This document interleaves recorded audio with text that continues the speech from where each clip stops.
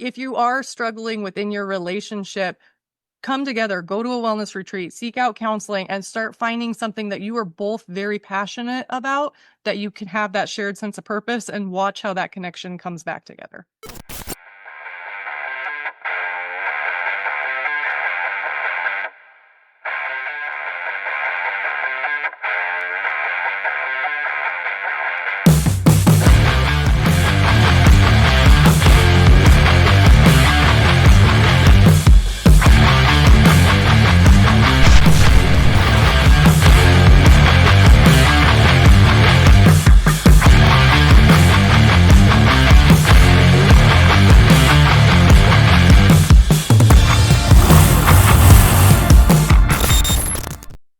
Hi, everybody. Welcome to another episode of the Blah, Blah, Blah Something Wellness podcast. We have a group of awesome people here. We're discussing the topic of failure and what it actually looks like to succeed, and how do you move past if and when you fail. So with that, I am your host, Tami Sharp. I have my partner in all things, Chris Zamora, and in true fashion, I know you've introduced yourself a million times, but I would like you to introduce yourself again, and then we'll go around and have everybody do your intros. Okay, Chris Zamora. I am retired law enforcement in Arizona. I did 23 years. I worked several different investigations positions, and I am the CEO of Law Enforcement Coaching with Tami Sharp. And that's it. Who's next? You're knocking your intro down. Well, we'll have Greg, because Greg has also been on a couple times, so I'll have you do your quick intro. Okay. Thank you, Tami, and thanks for having me on again. Greg Nottingham. I'm retired 31 years in law enforcement. Currently the chief of staff here at Law Enforcement Coaching and a master coach, and happy to be here. Thank you. Awesome. Yeah, my name is Cory Sack, 20 years of law enforcement experience. I've been part of law enforcement coaching here for a few years now. I'm happy to join you today. Hey, everybody. I'm Mike Brown. I'm out in Los Angeles. I'm in federal law enforcement. I'm an agent in charge for an investigative group that we have going on out here, and really kind of covering wide gamut of everything from human trafficking to frauds, prior SWAT, all those kind of things. So varied background, almost 20 years now currently, and former military. Just joined the team at law enforcement coaching, and so I'm excited to be part of the conversation. Awesome. Well, for the audience tuning in, so we are going to be keeping this conversation going around failure, and we are hoping to provide you with insights, guidance, tools, techniques, tips, or just a little bit of reassurance that you're most certainly not alone if you have failed. It's inevitable that we're going to fail. So as we get into this topic, let's kind of, hit the baseline. Do you guys have a story that pops into mind, or a big pivotal moment where you really had an epic failure, or something that kind of set you up in the beginning of your career that you had to navigate? Perfect. Well, I think for me, I'd apply to my agency twice, even just to be accepted. So that I felt pretty down there. I thought I checked all the boxes, that I was competent enough. I met all the hiring capabilities and requirements that they had posted online, but I didn't get selected. So I had to go find other ways to then bolster my resume, bolster maybe what's going to make me more marketable to that hiring board, to come back again. Came back again, and got selected. I've had a great career since. Along the way, I made tons of failures and mistakes, but I just look at them. I think it just kind of depends on how you look at things, right? So I consider those more growth opportunities and opportunities for learning. I think failure is a pretty harsh word, almost like hate. Like, I hate this, I hate that. And kind of toss it around a little loosely, maybe really dislike it. It's really uncomfortable, but having hate for something or a person is pretty strong. And so I think failure is also very similar to that. It's a pretty strong sense to actually fail at something. You can't recover from it. It just totally destroys something like that, might be a failure. But I've had lots of learning mistakes. I was on SWAT teams, and I've thrown a flashbang that's bounced back at me. I've got our SWAT truck stuck on train tracks one time, trying to cross over as we're hitting a rear perimeter on a place. I've missed hiring boards through interviews. Not been selected there, and not really a failure, but maybe I'll learn how to phrase things better next time, or learn how to research the position and move forward better. I failed on quals, and I'm a firearms instructor, defensive tactics instructor. Like, just had a bad day, but okay, so go go back and focus in on it and try a little harder and try to figure out what it was maybe that derailed you. So maybe not necessarily failures, but just derailments and mistakes. And if you maybe look at things like that, then don't take it so personally, right? Don't take it so hard, so personally, and you'll be able to make it through in your career. I like that. And the previous episode, Mike Lawson had talked about the beginning of his career. Took him about 12 to 13 tries before he got brought on by a department. And he's retired. He went through a 20+ year career. He's, doing wellness. So just because you get started a certain way, you learn from it, makes you better. Right. So thank you. Greg, you were going to say something? Yeah, I can't off the top of my head think of a work-related failure, probably just because I varied them all. But on a personal level, I failed in a marriage, and in general, if you're not failing, you're not living. And I learned from my mistakes after that marriage, and moved on and picked myself up, and have been married for 35 years now. So to my second wife. So you learn from the first mistakes and try to make them better, and try not to keep making those same mistakes over and over again. So if you're not failing, you're not living. It's just how you handle that failure. Take it as a lesson learned, try to do better, try to prepare better, and keep moving forward. Well, along the lines of the theme that Mike had when it comes to like serving search warrants and stuff. I do remember when I was in narcotics, when we were serving a search warrant, and I was the rammer, right? And I had this bad habit of right before impact, I would loosen my grip on the ram, and just allowing that forward momentum to hit the door. And unfortunately, the door was hollow core, and so when I let my grip loose, the ram went right through the door. I mean, it went into the house, and it didn't knock the door down. It just made a nice round hole where the ram went through, right? And so everybody's looking at me like, okay, what next? And so I had to swallow my pride and ego. I reached into the hole and unlocked the door that way, right? But it was an embarrassing moment, right? Because I'm in front of my team. We're serving a search warrant and on a drug house. Here I am. I lost the ram in the house, and now I've got to unlock the door, right? And so I learned from that to never lose my grip on that ram, and I never did after that. So again, like Mike said, like Greg said, learn from your past mistakes instead of just letting it consume me for the rest of my career, right? Just move on. Because of that, it made me more tactical and made me more aware now of the potentials of what could happen. Well, and that's an important part too, is learning. It's okay to make the mistake. Don't beat yourself up. You can run it through of like, how would I do that better next time? But not harping on it from a negative stance, harping on it from okay, this is how that was embarrassing. Don't want to do that again. I'm going to not only be better for myself, but I'm also, when I get to a point where I'm teaching, I'm going to teach it forward. And then it also, failure allows you to have compassion when you do rank up and you are helping others, and you watch these kids that are, nervous and they don't know what they're doing. You can be a little bit more sympathetic and be like, hey, it's okay. And for the leaders out there that are like, I'm not going to tell them like I failed, like, it actually will help you. They will have more respect for you, and they will listen to you if you do share those vulnerable moments and say, hey, this is where I screwed up. This is how I learn. Believe me, we do enough coaching and teaching. We have these kind of conversations. One of the things that we love to do is share embarrassing stories, because yes, they were traumatic and embarrassing at the time, but as you move forward in life, you can laugh about it and be like, hey, like, here's what I learned from that. Cory, did you have one you wanted to add in? Just that you have to make the mistake to learn from it, right? And to correct yourself. And you need to be humble enough to admit that you made that mistake. It could be anything from paperwork to a uniform goof to a very bad lapse in judgment on a high risk call. One of my first DUI, the one story that comes to mind is my very first DUI. I was so happy and proud.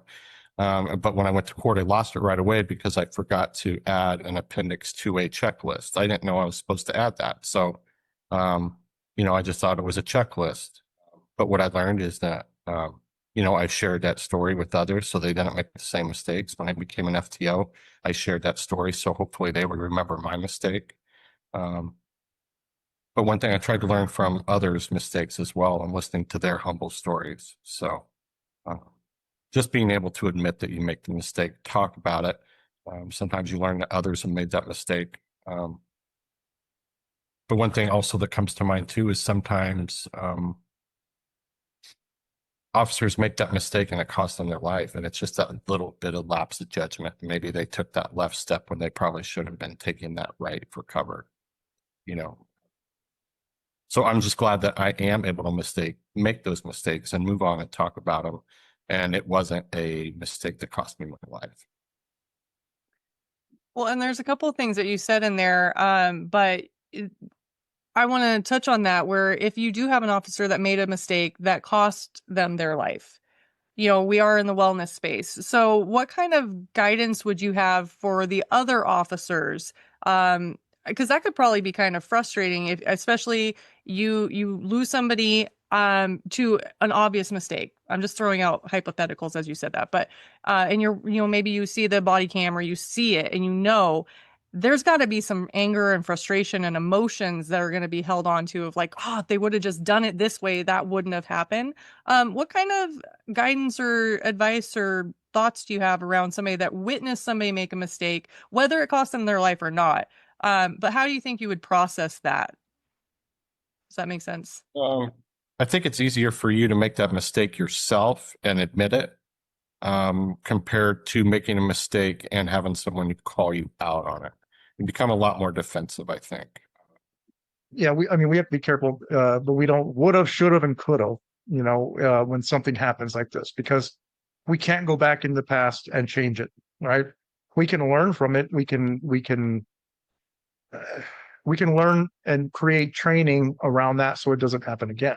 If you look at policies and procedures of any department, typically a majority of those policies and procedures were created because somebody failed along the way, right? Just like in handcuffing, right? In handcuffing, we have to double lock it, we have to check for proper fit, probably because at some point somebody didn't double lock it, didn't check for proper fit, and a prisoner was injured. They injured their wrists, right? Or they were able to pick the lock or whatever it might be. So now we've got a policy on that. And so we create these policies so we don't repeat the past. But we have to be very mindful, though, that, we don't know what was going on in an officer's mind. Officers that were, let's say, killed in the line of duty, and I've had, 4 friends of mine who were killed in the line of duty. And, you'll beat yourself to death asking yourself why did he do this? Why did he do that? Why didn't he wait for backup? Why didn't he do this? And nothing is going to change. That person is still gone. But what I will do is, how am I going to use that to my advantage? Well, I'm not going to reapproach a vehicle, by myself if I know that somebody has a warrant for their arrest inside the vehicle. I'm going to wait for backup, right? Because again, we have to be careful. We don't carry that burden on us, because we will do that. We tend to do that. And sometimes we wish, why wasn't I there? Why couldn't I have been there? If I was there, maybe things could have been different. We can't do that. We have to just accept what happened. It happened. Let's just try not to repeat that again. Absolutely. And I would say, if there are listeners, if you have been in that sort of situation, please reach out, talk to, whether it's a chaplain, peer support, therapy, coaching, whatever it is, talk to a professional, just to kind of process, because the more you talk about it, it can get that out of your mind and your energy body so that you can release and move forward. Greg, did you have something? Well, it's really hard. I'm sorry, excuse me. It's really hard to have to Monday morning quarterback a situation like that where an officer's lost his life, but you're going to have to review it. And you're going to have to learn from it. And if there were mistakes made, then you're going to have to be able to train to not make those mistakes again, or make sure nobody else makes those mistakes. There are some instances there's just no getting around it. It's going to happen, and it happened. And the best cop in the world is not going to make it not happen. But if it was a lapse in judgment, if it was a mistake by the officer, then you really need to very carefully and very, very, very carefully review those situations and try to learn from them so it doesn't happen again. Mike, do you have anything you want to add in? No, I think there's kind of that resounding theme. It's just it's a lessons learned, and how do we move forward? Because there's still more to be done, right? So how do we take those lessons from that and continue to move forward as a group? Acknowledge that it happened and accept. And I think when Chris mentioned like we accept it, there's difference between accepting it as this is a fact, this is an event that has occurred, and we just accept that event, or we just accepting it like, oh, well, there's nothing I can do about it. I guess I'm just stuck here. There's two different kind of lenses and perspectives, and so I think it's the more resilient mindset that it's a learning opportunity, it's a growth opportunity. Just kind of echoing the same concepts, saying. So I have a question, because in the other episodes, we've gone into different areas of failure, whether it's in the profession, if it's in, like Greg, you said, marriage. And I want to talk a little bit more about personal failures, because the professional failures, yes, you're going to fail and you're going to usually pick yourself up. If it is an epic failure within your department, again, like I can't emphasize enough, I'm going to sound like a broken record. Talk to somebody, talk it out, talk through the process, talk to your, if you're young, talk to your FTO, whoever it is, but talk it out. That's going to help you move forward. And you're going to learn that within the department, people have failed. Within the personal life, when you have failed, whether it's in a relationship or you feel like you're failing your family, we haven't talked about that too much in the other episode. So let's talk about a little bit of what comes into the relationship family dynamic of where people might feel like they're failing. You're failing to be there for holidays. You're failing to show up to events because you're working. You're failing to notice the signs that your marriage might be going down a bad path or whatnot. What kind of guidance would you have for the listeners tuning in that they could maybe proactively course correct some of those issues? I think that we need to learn, maybe just as a society, not just as law enforcement. We identify things every day that we can do better or that we're doing wrong, but how to intercept it and how to change it. All we know is how to continue to do that behavior day in and day out, whether it's, drinking or substance abuse, not just taking care of any kind of responsibility, it's lifestyle, and it's really hard to change. And I think that's one of the biggest things, that anytime you're making a mistake is you got to change, right? You've been talking about that. So really a life lesson on how do we as a person identify it, intercept it, and start to change it. Does that make sense? Yep. Greg, what were you going to Yeah, and it goes back to being proactive, right? Like Tami mentioned, being proactive and being able to recognize it, having that self-awareness that maybe we're focusing too much at work and not enough at home, right? Maybe we're focusing too much at work, but not enough on ourselves. And if we're not focusing on ourselves or our personal relationship, it's going to fail. We might be doing great at work, but eventually it catches up and we're not going to be doing so great at work, right? Because it's all intertwined, it's all connected. So, what are some things that we can do so we don't fall into that state, right? And some of it is seeking out training, seeking out, there's all kinds of training out there, all kinds of wellness communities out there, maybe going and attending some type of training. We're coaching, right? Maybe even get with a coach and have a conversation, right? There's a number of things that we can do. Departments have peer support on hand. Maybe go talk to your peer support to see what kind of resources your department offers for maybe relationships, right? Because I can tell you it's probably going to be there if you ask. But the problem is we don't ask. We don't ask until it's too late, until we're in divorce proceedings. And then now we want to try to fix it, but the problem's already happened, right? So being proactive. I have an example. Chris, I took your class earlier in the year, duty-driven deterioration. And even prior to that, I've had my own traumatic incidents. I've had my fair share of counseling and talking about my problems and being very successful through that. But I moved, I moved to Arizona 3 years ago and I did not find a new therapist. But taking your class really pointed out I needed to go research and find that person. And that's something I've done in the last few months. And it is a huge help going in there. And, I didn't think I had anything going on, which I really don't, but they're there to help you pinpoint that out and help you let you know that that is a problem in your life, or we need to work on that certain situation that you are dreading or is on your mind. Yeah, I mean, in your situation, Corey, without going into too much detail, that was a life and death situation. You were officer involved shooting and you got shot. And I mean, what is the expiration date on when you're supposed to feel better on that, right? Yeah. There really isn't. But you gotta stay on top of it. And I'm glad that class brought that awareness to you. Yeah, I did. So during the shooting and everything, I stayed on top of it, right? And I worked through that.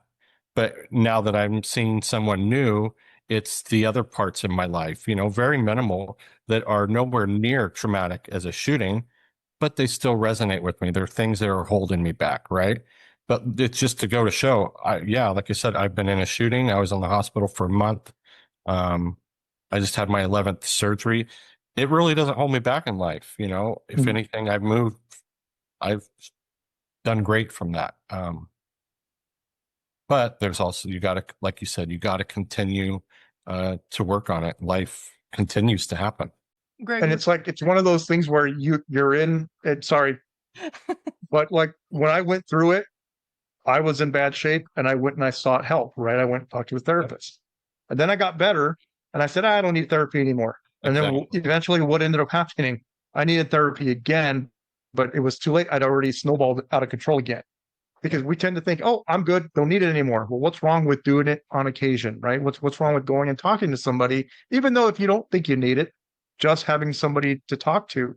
And that really helped when I got into an incident where an entire family was massacred and we were stepping over dead bodies.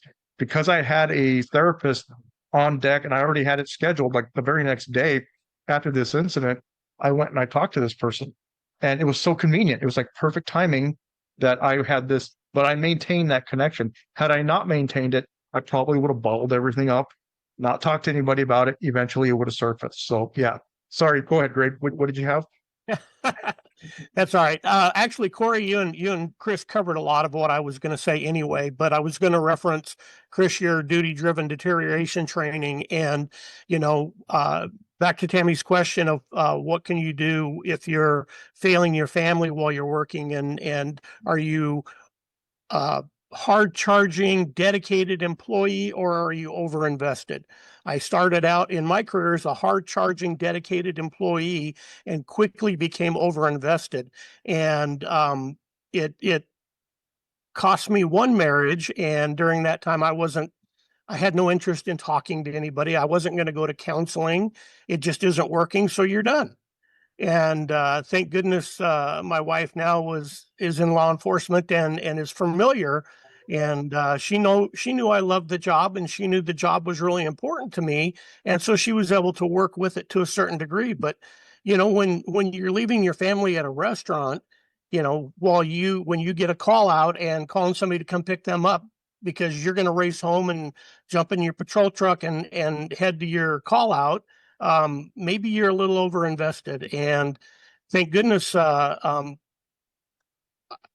you start to recognize that, then maybe you need to talk to somebody. And it came really clear in my second marriage when we did go to marriage counseling and we did listen to the counselor and we did talk and we did open up. And marriage counseling isn't for people that are just having marital problems. It's a good checkup that you can go throughout your marriage and just have a checkup and just talk to somebody that's got a different look on it and a different take of what's going on. So yeah, you need to be careful that you're not overinvested. You can still be that hard charging, dedicated employee, but you have to have some boundaries and you have to draw some lines. And if you're failing your family, and you may not notice it right away, but if you're paying even a little bit of attention, you're going to realize, well, I'm not there this Christmas either.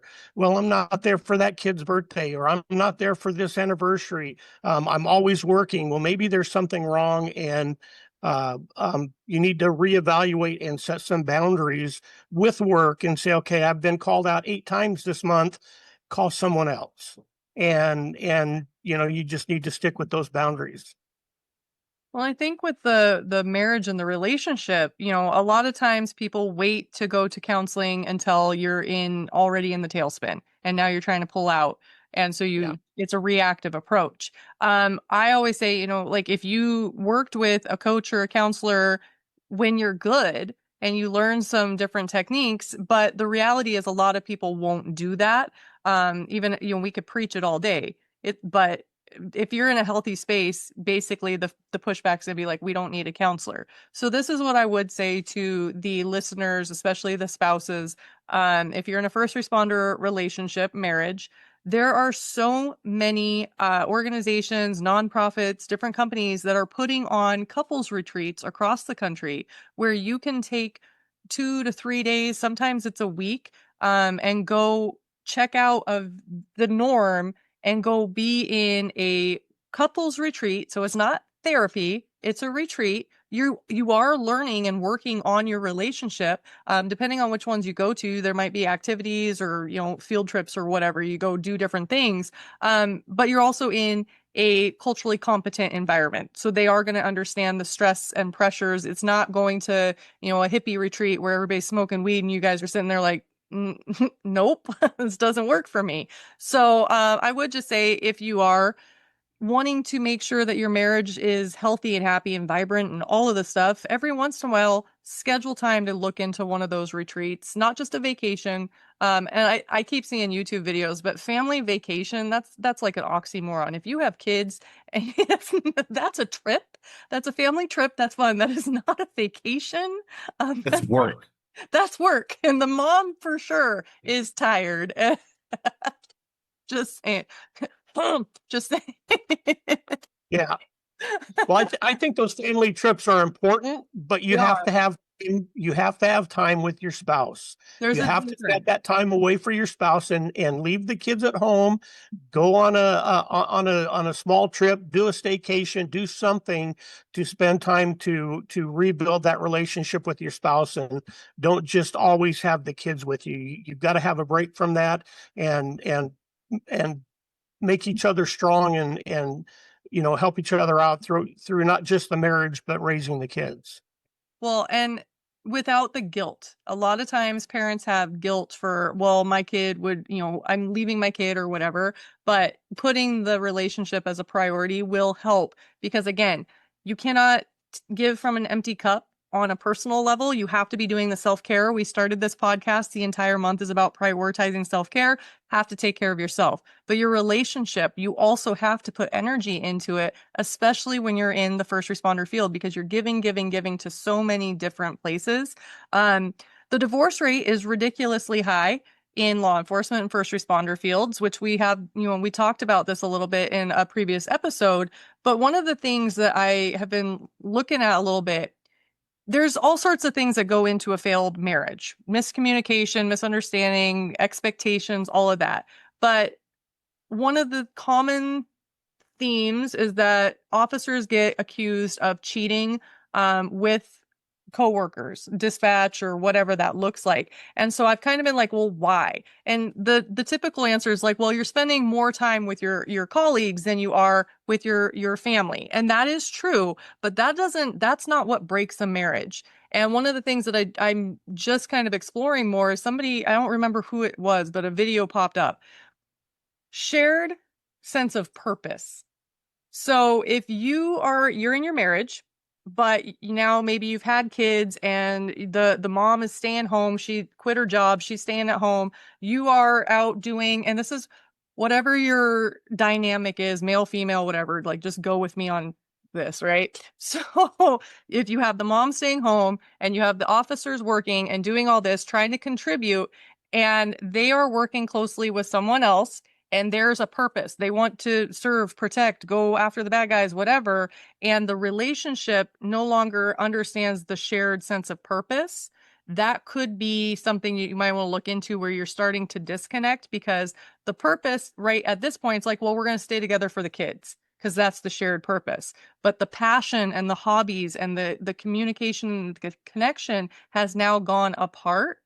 So that's where the emotional affairs start coming in. And that can be for the civilian side too. Somebody gets involved with something else and they get it. So you want to make sure that you're doing stuff within your relationship, that you are not having that shared sense of purpose, that you together have more of a purpose beyond just raising kids.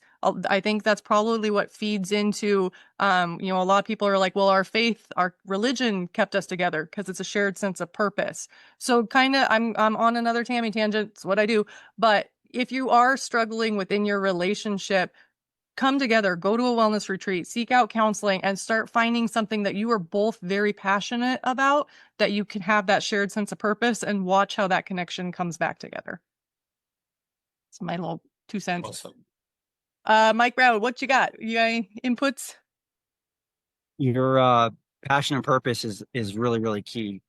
If you're passionate about something and you have that purpose, whether it's at work or at home, you then have something to strive for and work on so you can become proficient at it, right? But all of this takes work, continued effort. Maybe it's a change of habits. But before you can even get to that part, you have to first be able to even recognize that there is an issue or a challenge or a struggle. Be willing to accept that, acknowledge it, identify it, label it, whatever term you want to give it. You have to give it something so you know your current state. You then have to figure out what's going to be your end state. Where are you trying to change? Where are you trying to go? What do you want to improve? Whether it's too many call outs or whatever the issue is. Now shrink that gap. And that's where you have to develop those habits.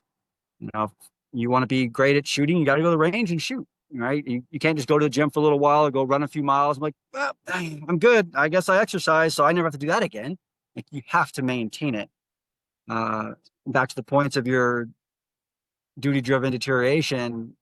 Yeah, I mean, that's so key.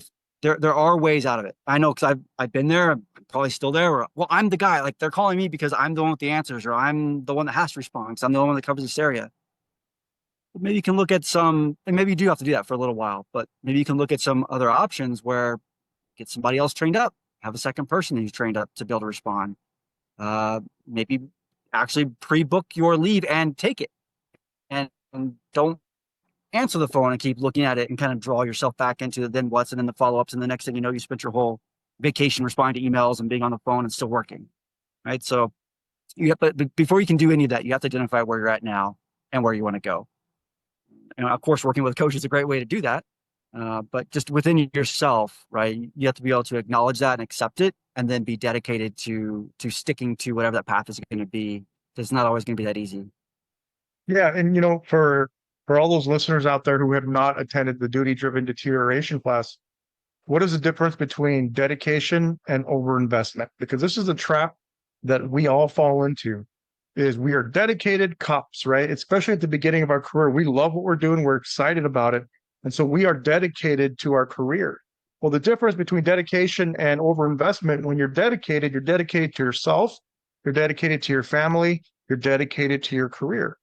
And I always repeat this: you're dedicated to yourself, you're dedicated to your family, you're dedicated to your career. And I put it in that order. You've got to be dedicated to yourself to make sure that you're on top of all that wellness that you need to maintain that balance. Because if you're not good, you won't be able to take care of anybody else. You also want to be dedicated to your family, right? Because again, if your family life isn't good, it's going to bleed over into your career. Now, what's the difference? Well, when you're overinvested, you're solely dedicated to your career, and you're ignoring your own wellness, and you're ignoring your family, right? That's the difference. No doubt you're 100% dedicated cop or federal agent or whatever the case might be, but you're ignoring these other two elements that are very important because it's all interconnected. So that's the difference that we fall into, is we think we're dedicated cops, and we are.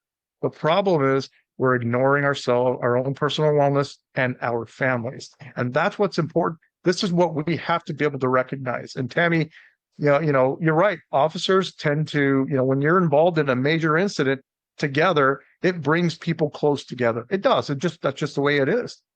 But it doesn't mean, for the spouses listening, it doesn't mean your spouse is going to cheat on you or, what have you. That creates camaraderie, right? We put ourselves, our lives in each other's hands, right? And, you guys know Stephanie. Stephanie and I worked undercover together. And, many times we put our lives in each other's hands. So we created a bond, but it never went beyond that. There is, you have to put those boundaries up that this is not going to happen. This is my coworker, it's my friend, and we got camaraderie here. Now, what causes some officers to cheat? Well, phase 2 is what I call burnout, being in burnout, right? And everything is just going out of control. And we get involved in what I call self-destructive behavior. Continuing in an affair or creating an affair, that's self-destructive behavior. It's not just drinking and doing drugs or doing what have you after work, also cheating on your spouse. Because why? Why are they doing that? Because they feel so bad. It's like a hole that they need to fill. How do I fill this hole? Well, self-destructive behavior, drinking excessively, maybe doing prescription medication, illicit drugs, cheating on your spouse. It gives the officer or firefighter, whatever the case might be, it gives that person temporary feeling of feeling good. The problem is it creates more problems, right? But they just want to feel good, even if it's for a short period, not realizing, it's going to create bigger issues. And that's something that I think and I've seen this in my career, self-destructive behavior, it can take somebody's career, right? If you're drinking and driving, if you're getting involved in domestic violence at home, right? That self-destructive behavior will come back on there. So you have to be careful that don't allow that stress to turn you towards that self-destructive behavior. Hope that made sense. Well, and to add to the self-destructive behavior, yes, some officers or whoever it is they may cheat, they may do these things to feel good in the moment. The other side of that spectrum is if they're feeling so riddled with guilt or shame. Shame is like the lowest energy vibration. And so guilt is usually, it's the second lowest. Guilt is an external. You're feeling away like, I wish I should have saved that person's life, or if I would have done this, this wouldn't have happened. Shame is internal. Shame is, I'm not good enough. I'm the problem. And when people are living within guilt and shame, they're in a very low space. So they are seeking for those coping mechanisms and the things to feel a little bit better. But if they did something along the way where they failed, whatever that is, we talked about this in another episode, the compounding effects of failure, of where you're failing in your career, you're failing your marriage, you're failing your kids, you're failing at finances. You start feeling like you're just a big failure. So the other part of not just feeling good, the self-sabotage can also be, I'm going to go punish myself. I'm going to go do this behavior, this self-destructive behavior. I'm going to feel like shit about it because guess what? I'm a piece of shit. This is what I deserve. So I am going to drink. I am going to fuck up my career. I am going to fuck up my marriage. Sorry for those that are listening, but this is first responders. We cuss. But they do stuff it's a punishment because they feel so bad. So they sit there and just, I've had clients, I've had friends, I've had so many people that I know are not bad people, but they make the choices because they are living in a personal hell and they feel like they need to punish themselves. So if that sounds like you, or sounds like your spouse or someone here's the reality. They are not going to get themselves out of it alone. They are not going to go seek out. We can all sit there and I think I said this before. We could shake them. We could walk them in to a rehab or to a counselor. They're not going to do it. Now, as a partner or a friend, one of the first lessons you need to learn is you cannot help someone that does not want to help themselves. You will martyr yourself. You will burn yourself out and become a shell of yourself trying to fix them. I'm going to go off on one more little tangent. The difference, the empath and the narcissist relationship. So many empaths end up in a relationship with a narcissist. But the question really becomes, is the empath the narcissist? Because, and the empaths are going to be like, what? No, I'm not a narcissist. I want to help. But we get this, and it could be an unspoken, unconscious belief. But if we're dealing with someone that's got all this trauma, and people trauma bond, that's how a lot of codependent relationships become. So you got these trauma bonded people, and the empath thinks that if they love this person enough, they see the beauty in this person, they see that the potential, that if they just did this, they could become so much more. But the narcissist won't do that. So now the empath gets more and more upset. But reality, so say they break up and this person does go get all the help and they become amazing, and then they get into a relationship and they're living their best life. The empath back here is all pissed off because there's a part of the empath that actually wants the credit. That's where the empath becomes the narcissist. They want to be the hero that rescues. And if they don't get the credit, now their self-worth is wrapped up. Are you guys tracking what? Because I just threw out a whole bunch of stuff that we don't normally talk about on these. But I feel like whoever's listening, I always trust that there's somebody listening that needs to hear what we have. So if you are with first of all, social media and all of that, we throw around the term narcissist all the time, and we start labeling people as narcissists because we don't like what they said. Not everybody is a narcissist, but if you are in a relationship with a true narcissist, the best bet would probably be to take care of yourself and get out of that. You guys have anything on all of that I just threw out? Nope. Okay.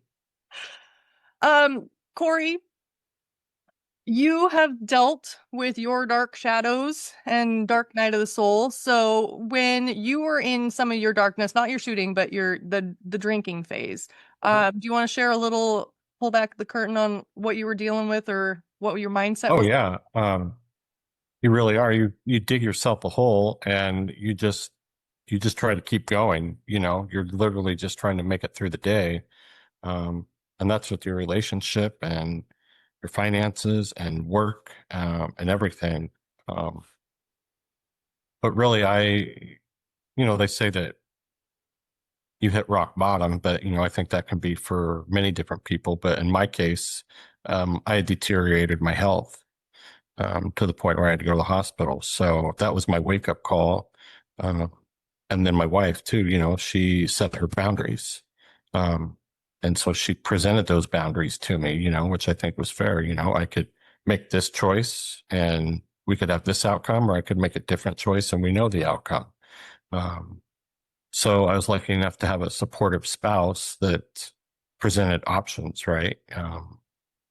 She just didn't up and leave, but she just didn't also sit there and let me continue to do what I did. So that's kind of how I got through it. Really is that support. But everyone around me was noticing. So I kind of felt like I had that support to begin with. And I was really starting to let people down at work, letting my family down. And, you brought up that shame part. Like it's intense. It's really hard to be in that state of shame, especially when you've been a winner in the past. So, I don't know. I think I was just tired. I was just tired of the lifestyle. I didn't know how to get out of it. I didn't know how to make that change. But luckily enough, I guess I did have to go to the hospital, and it allowed me to break that cycle. So that's the big part, is just trying to break the cycle for some people. How does that happen? How does that look? And sometimes you need to be removed from whatever situation you're in or environment you're in. Sometimes just temporarily. I think that's a good point, that sometimes you do need to just be removed from the environment.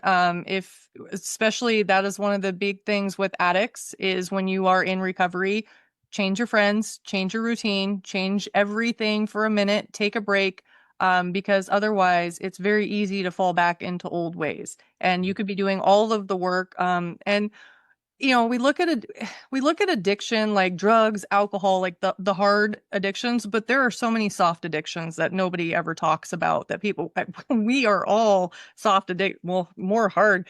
Phones, we are all addicted to these bad boys. And so, making sure you're taking that time to put the phone away, walk away from that, change change the environment, and just having that mindfulness.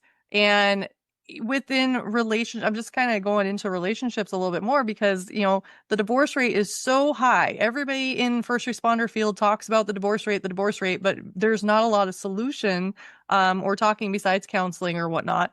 And it's not, you guys know, in a ending of a marriage or a relationship, it's not a big bang necessarily. It's not one thing that breaks the relationship. It's usually death by 1,000 cuts. It's micro little miscommunications, breaking of trust. If you keep saying that you're going to do something, I am going to take a day off, I am going to schedule date night, I am going to, I am going to tell my sergeant I'm not going to come in and I'll make you a priority, but then you don't do it, that breaks trust and that breeds resentment. And when you don't put the action to back up the words, the other person in the relationship, whatever the dynamic is going to have unspoken resentments. And eventually the unspoken will start becoming spoken. It might come out in passive aggressive jabs. It might be, straight, blatant, I need you to do this. And then if the other person says, okay, I will, that person's waiting. And then when it doesn't happen, further breakdown.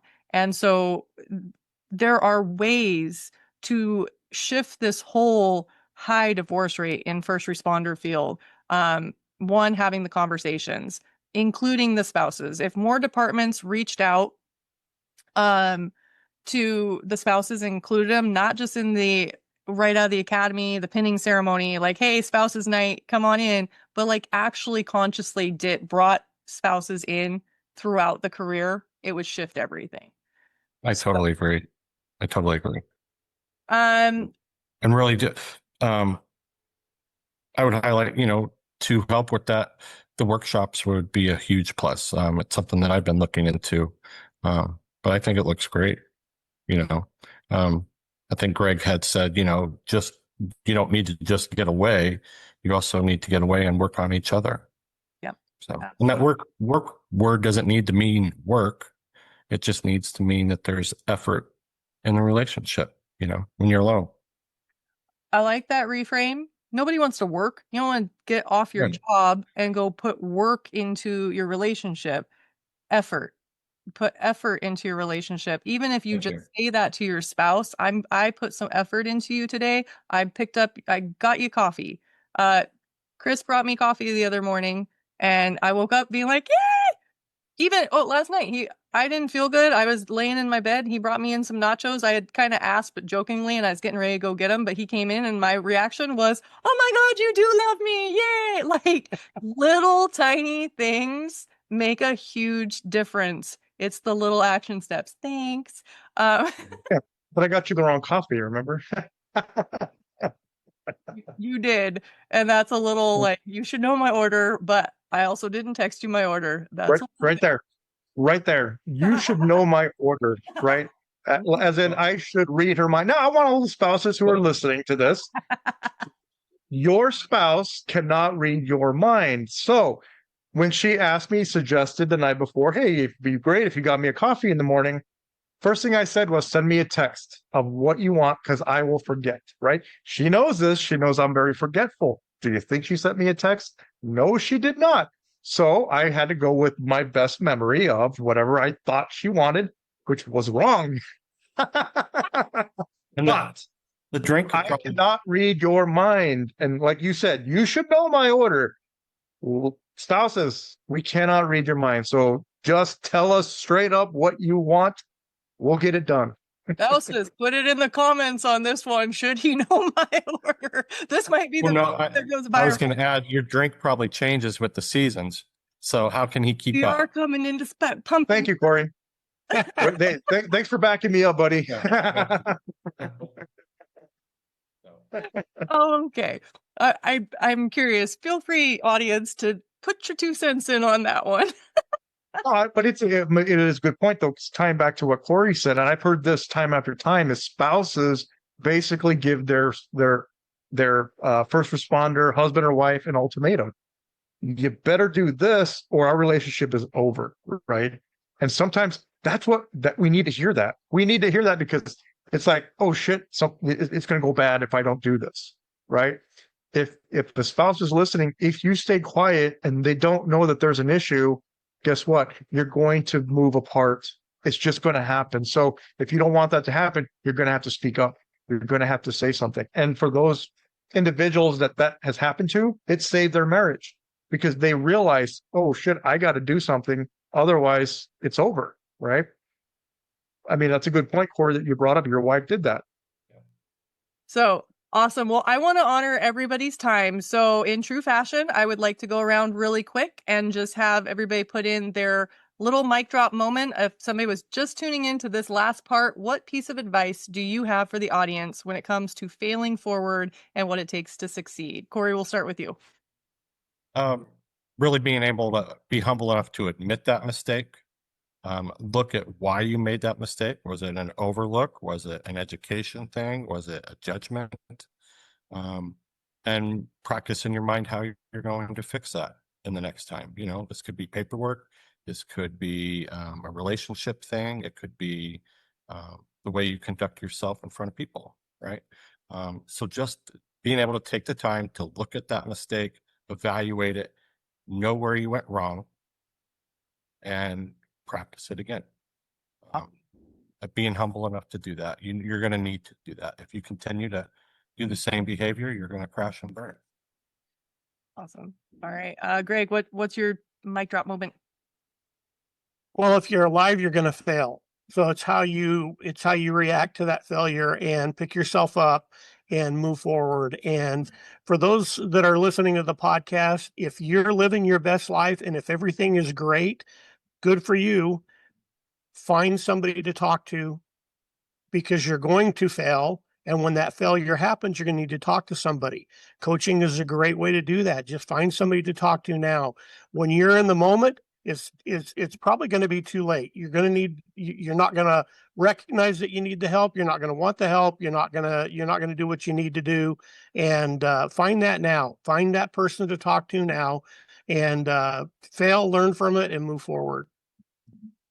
Yeah, I think on learning from failures is a big part of this. Identifying that there is an issue, identifying what that outcome could be, and then shrinking that gap. Because, you know, Murphy's Law, something can go wrong, it will go wrong. And you'll have lots and lots of challenges.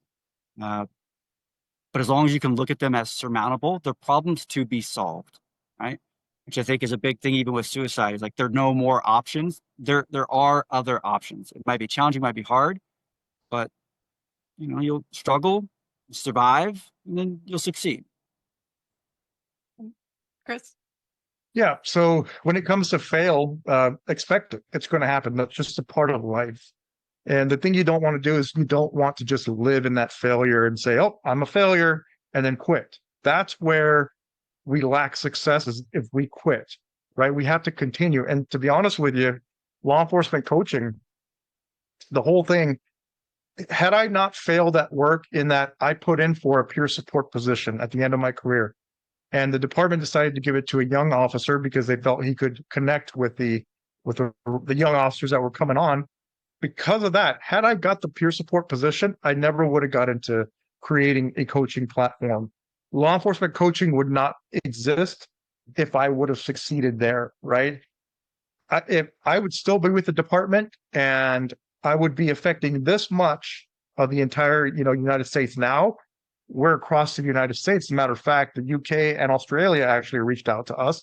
But because of that failure, I'm able to expand and create something bigger and better, right? And bring you fine coaches on board with us on this journey, right? Because of failure, this is where we're at today, So again, look at that failure. How do you turn it around to create success, right? Don't wallow in it. Don't feel sorry for yourself. Boo-hoo, woe is me. That's not going to help you.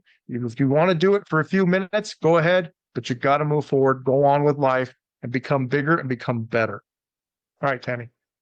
Well, and also you got to trust whatever your God of understanding or your religious or spiritual beliefs. Sometimes there is something much bigger at play than your ego and what you think you're capable of. You might think that you're able to go here, and so you think that's great for you, and you're going to be amazing at that.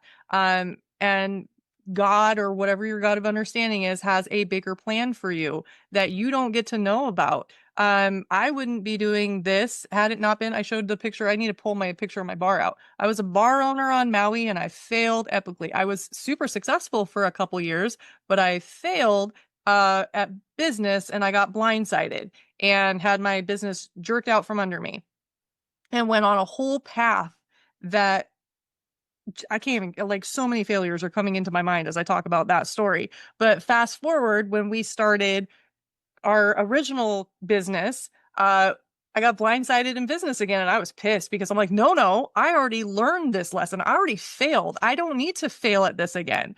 But because I had already failed in business the first time, I already knew all the things that we needed to do to pull out immediately and keep going. And we didn't skip a beat. We knew what we were going to do. And because of that, we've been able to get here. And there's been so many, failures along the way.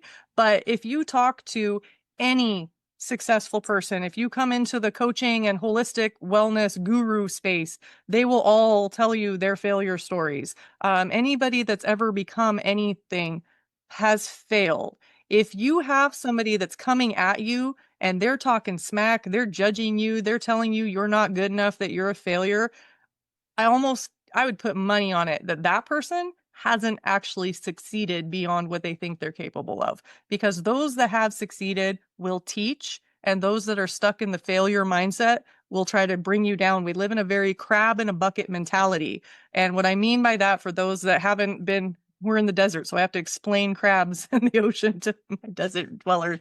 But if you have a bucket of crabs and they're sitting floating in the middle of the ocean, if they worked together, they could all join claws and they could all get themselves out to freedom. But they don't. Instead, when one reaches up, the rest are like, no, it's scary up there, and they pull themselves down, and then we eat them and they're delicious. So you don't want to be in a crab in a bucket. You want to get out and go live your best life. So that's my wrap up on that one. So thank you all for tuning in. And again, if you want to be part of the conversation, please email us at podcast@lawenforcementcoaching.com. We'd love to have you be part of the conversations.